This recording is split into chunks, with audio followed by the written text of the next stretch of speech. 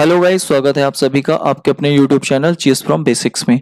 और आज हम लेके आए डेली करंट अफेयर 31 अगस्त 2022 के सभी इंपॉर्टेंट क्वेश्चंस। साथ ही हम बात करेंगे इनके इंपॉर्टेंट फैक्ट्स के बारे में भी। और गाइस, अगर आपने अभी तक हमारा चैनल सब्सक्राइब नहीं किया है तो आप हमारे चैनल को सब्सक्राइब कर लीजिए। यहाँ आपको डेली करंट अफेयर के साथ साथ आपको वीकली करंट अफेयर भी मिलता रहेगा।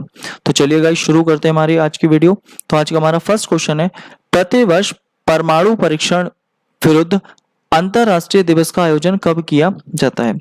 तो परमाणु परीक्षण की बात आती है तो परमाणु परीक्षण अगर विश्व में कहीं हुआ था तो सबसे पहले ये मैक्सिको में हुआ था। और मैक्सिको में ये अमेरिका के द्वारा किया गया था 1945 में। और कभी कभी इसका नाम भी पूछा जाता है, तो इसका नाम था ट्रिनिटी। तो ट्रिनिटी अगर देखा, ट्रिनिटी हमारा इसका नाम था, ट्रिनिटी ट्रिनिटी इसका नाम था, जो विश्व का पहला परमाणु परीक्षण था जो अमेरिका ने मैक्सिको में 1945 में किया था। और इसके बाद में 6 अगस्त को हिरोशिमा और 9 अगस्त को नागासाकी पर 1945 में ही अमेरिका ने जापान पर बम गिराया, जो कि पूरे विश्व की सबसे बड़ी परमाणु बम की दुर्घटना थी। अब इसी कारण परमाणु परीक्षण को रोकने के लिए एक अंतर्राष्ट्रीय दिवस मनाया जाता है। ये मनाया जाता है 29 अगस्त को, क्योंकि 29 अगस्त को ही 1991 में कजाकिस्तान में एक स्थान था, वहां पर सर्वाधिक परमाणु परीक्षण होते थे, उन्हें बैन कर दिया गया था। और इसी कारण 29 अगस्त को मनाते हैं परमाणु परीक्षण के विरुद्ध अंतर्राष्ट्रीय दिवस। अगर हम बात करें भारत, तो भारत का जो पहला परमाणु परीक्षण था तो वो कौन सा था। तो भारत का पहला परमाणु परीक्षण था स्माइलिंग बुद्धा। तो स्माइलिंग बुद्धा ये कब किया गया था, ये 1974 में इसे किया गया था और पोखरण राजस्थान में यह परीक्षण किया गया था। इसके अलावा भारत का जो दूसरा परमाणु परीक्षण था तो वो था ऑपरेशन शक्ति। और ऑपरेशन शक्ति ये कब किया गया, ये 1998 में किया गया था, ये भी पोखरण राजस्थान में था। इसके अलावा अगर हम बात करें, जैसे कैगा परमाणु संयंत्र ये कर्नाटक में स्थित है, कलपक्कम हमारा गुजरात में है, तारापुर हमारा महाराष्ट्र में है, नरोरा यूपी में है। तो ये कुछ हमारे प्रमुख परमाणु संयंत्र है, तो ये भी सभी आपको याद रखने हैं। नेक्स्ट है हमारा अगला क्वेश्चन, हाल ही में खबरों में रही लिंथोई चनबम किस खेल से जुड़ी हुई हैं। तो लिंथोई चनबम ये जूडो से जुड़ी हुई हैं, तो ऑप्शन ए इसका राइट आंसर है, जूडो से। और इनका नाम क्यों हाईलाइट रहा है, क्योंकि जूडो में अभी एक प्रतियोगिता चल रही थी, जो प्रतियोगिता हमारी कैडेट विश्व चैंपियनशिप। तो कैडेट विश्व चैंपियनशिप में जूडो के अंदर इन्होंने भारत को पहला गोल्ड मेडल दिलाया और ऐसा करने वाली ये पहली भारतीय भी बन गई हैं, इसीलिए इनका नाम चर्चा में रहा है काफी ज्यादा। और इन्होंने ब्राजील के खिलाड़ी को हराया है, तो इसीलिए लिंथोई चनबम का नाम सबसे ज्यादा अभी हाईलाइट हुआ है। और ये जूडो से संबंधित हैं और उन्होंने भारत को पहला गोल्ड मेडल दिलवाया है और ऐसा करने वाली ये पहली भारतीय है, तो ये आपको याद रखना है। नेक्स्ट है हमारा अगला क्वेश्चन, 30 अगस्त से 8 सितंबर 2022 तक किस राज्य में ओणम त्योहार मनाया जाएगा। तो ओणम बड़ा ही फेमस त्योहार है। ओणम अगर देखा जाए, ओणम अभी हमने पीछे देखा था, थय्यम या मोहिनी अट्टम या त्रिशूलपुरम, तो ये सभी त्योहार कहाँ के थे, ये सभी त्योहार केरल के थे। तो ऑप्शन डी हमारा इसका राइट आंसर हो गया। और केरल की बात आती है तो केरल ने अपना खुद का एक इंटरनेट बनाया है, जिसके लिए एक योजना इसने चलाई थी, के फोन योजना। इसके अलावा केरल की अपनी खुद की एक टैक्सी सेवा भी है जिसका नाम है केरल सवारी। केरल सवारी इसका नाम है। इसके अलावा इसका खुद का एक ओटीटी प्लेटफॉर्म भी है, सी स्पेस। तो सी स्पेस केरल राज्य का अपना खुद का एक ओटीटी प्लेटफॉर्म है। तो ये ओणम जो है ये किस राज्य का हो गया, केरल। तो केरल से संबंधित आपको ये सभी बातें याद रखनी है। नेक्स्ट है हमारा अगला क्वेश्चन, चर्चा में रहा स्वार्म क्या है। तो स्वार्म एक ड्रोन प्रणाली है और इसके अंतर्गत जितने भी ड्रोन होंगे, तो ड्रोन और ड्रोन से संबंधित जितना भी क्रियाकलाप होंगे वो सभी शामिल किए जाएंगे। तो ये एक ड्रोन सिस्टम है स्वार्म। और ये चर्चा में इसलिए रहा है क्योंकि भारतीय सेना ने इसे अपने लद्दाख वाले क्षेत्र में नियुक्त किया है, क्योंकि वहां पर जो हमारी एलएसी है और चीन के साथ हमारा विवाद चलता है, उसी विवाद के कारण इस ड्रोन प्रणाली को यानी कि स्वार्म को एलएसी पर नियुक्त करा है लद्दाख वाले इलाके में। तो ये आपको याद रखना है कि ये हमारा क्या है, स्वार्म एक ड्रोन प्रणाली है और इसे लद्दाख में तैनात किया गया भारतीय सेना के द्वारा।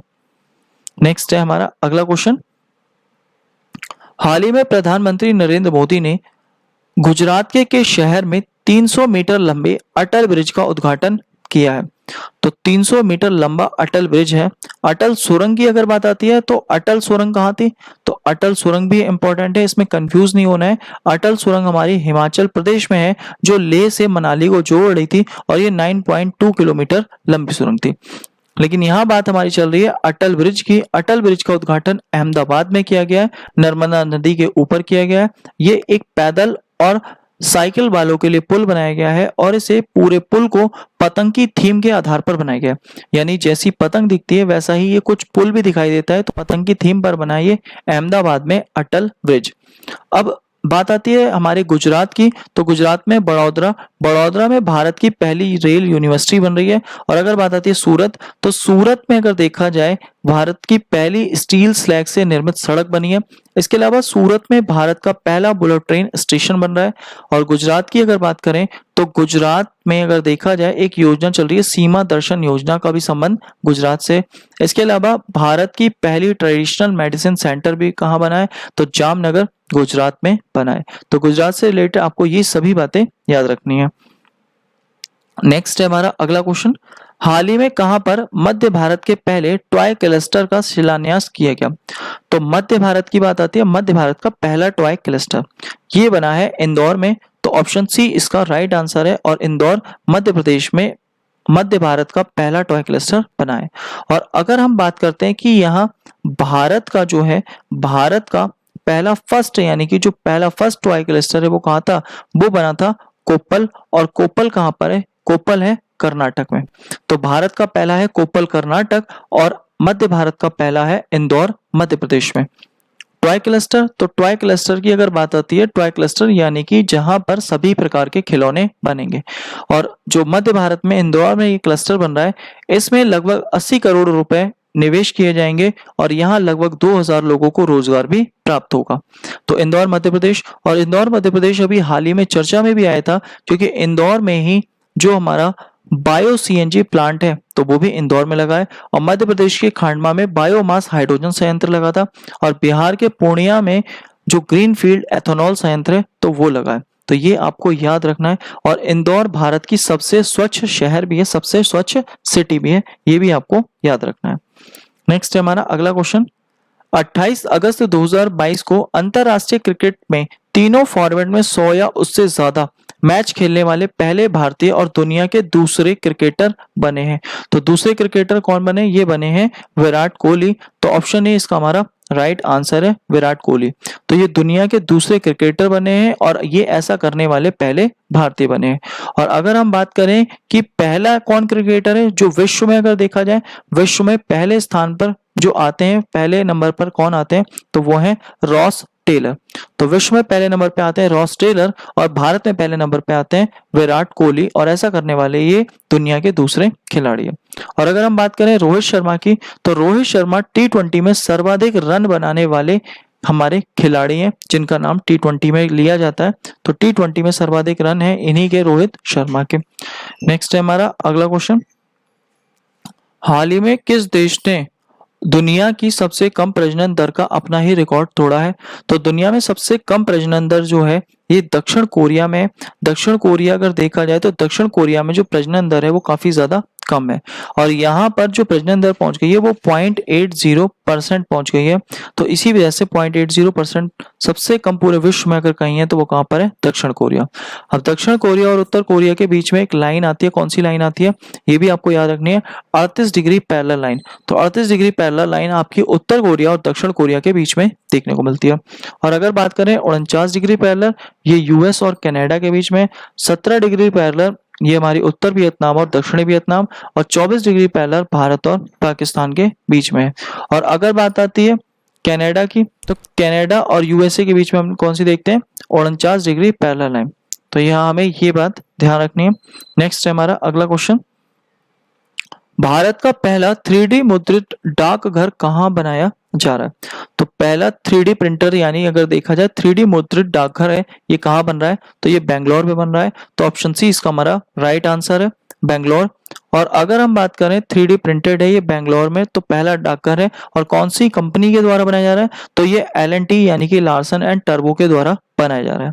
अब बेंगलोर की बात आती है, तो बेंगलोर में ही जो भारत की पहली ब्रेन हेल्थ क्लिनिक है तो वो भी बेंगलोर में आयोजित किया गया था। इसके अलावा स्पेस एक्सपो का भी आयोजन किया गया था तो वो भी बेंगलोर में किया गया था। इसके अलावा आरबीआई की इनोवेशन हब ये भी कर्नाटक में हुई थी। विनय विनय समरस्य योजना भी कर्नाटक राज्य की है। दिशांक ऐप भी कर्नाटक राज्य का है। तो ये सभी बातें आपको कर्नाटक राज्य से रिलेटेड याद रखनी है। तो कर्नाटक हाल ही में काफी ज्यादा चर्चा में रहा है तो ये सभी इंपॉर्टेंट बातें याद रखनी है। नेक्स्ट है हमारा अगला क्वेश्चन, हाल ही में किसे यूरोपीय फुटबॉल महासंघ यूईएफए के वर्ष का सर्वश्रेष्ठ पुरुष खिलाड़ी चुना गया? तो पुरुष खिलाड़ी की अगर बात आती है और किसका, यूरोपीय फुटबॉल महासंघ का, तो ये करीम बेंजेमा को चुना गया है। ये फुटबॉल में मेल खिलाड़ी हैं। और अगर बात आ जाती है फीमेल में तो यानी कि महिलाओं में, ये तो पुरुष की हो गई, और महिलाओं में अगर नाम आता है तो महिलाओं में नाम आता है